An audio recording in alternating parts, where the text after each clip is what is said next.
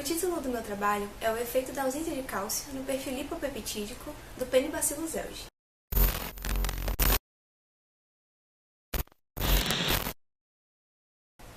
Os esporos são estruturas de resistência bacteriana que garantem sua sobrevivência em ambientes inóspitos, protegendo contra condições abióticas extremas, tais como a dissecação, congelamento, a radiação ultravioleta e a depressão de nutrientes.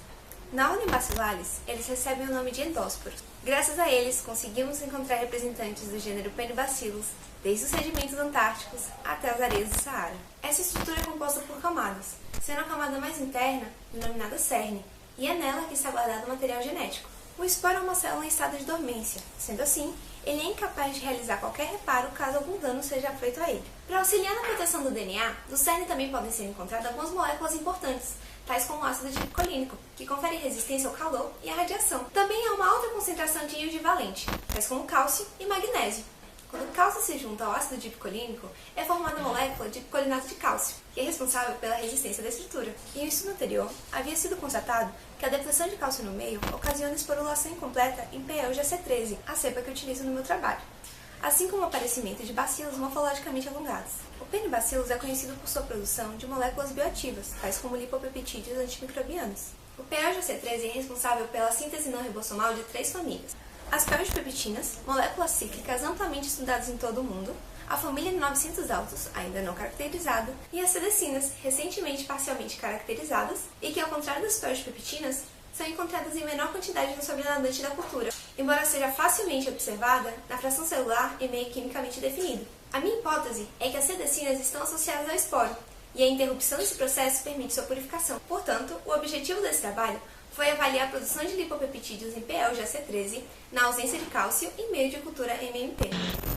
Os cultivos de P. elgi AC13 foram feitos a partir do estoque de células vegetativas em placa de Petri com meio água nutriente. O pré-inóculo e inóculo foram realizados em meio quimicamente definido MMP, sem adição de cálcio, sendo o cultivo em MMP não modificado utilizado como controle. Em 24, 48 e 72 horas, foi feita a avaliação do crescimento por meio de microscopia por contraste de fase e espectrofometria.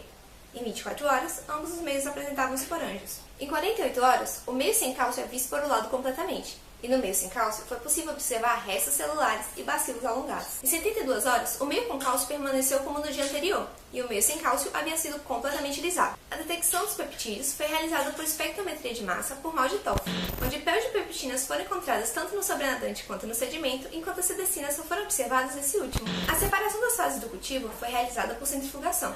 A extração dos peptídeos do sedimento foi realizada por meio de sonicação e tampão de extração. Os peptídeos foram purificados e quantificados por cromatografia líquida de alta eficiência. As culturas com cálcio apresentaram quantidades constantes de peroxipeptinas e sedecinas, em ambas as frações do cultivo. O cultivo sem adição de cálcio apresentou maior produção de peroxipeptinas no sobrenadante. A maior quantidade de sedecinas foi detectada em 24 horas em ambos os meios. É possível inferir que a estrutura padrão do esporo mantém forte ligação com o lipopeptídeo, tornando a técnica de extração empregada ineficaz. No entanto, no meio sem cálcio, a fragilidade dessa estrutura era esperada, uma vez que a síntese das moléculas de resistência havia sido comprometida. Dessa forma, o lipopeptídeo se desprende com maior facilidade da estrutura, sendo esse o momento ideal para a obtenção do material para a purificação. A lise celular observada a partir de 48 horas não causou liberação das sedecinas para o sobrenadante do cultivo, indicando a afinidade desse lipopeptídeo pela fração celular. Concluímos que a interrupção da esporulação possibilitou a extração das sedecinas do sedimento do cultivo, corroborando com a hipótese de que há uma forte ligação desse composto com o esporo.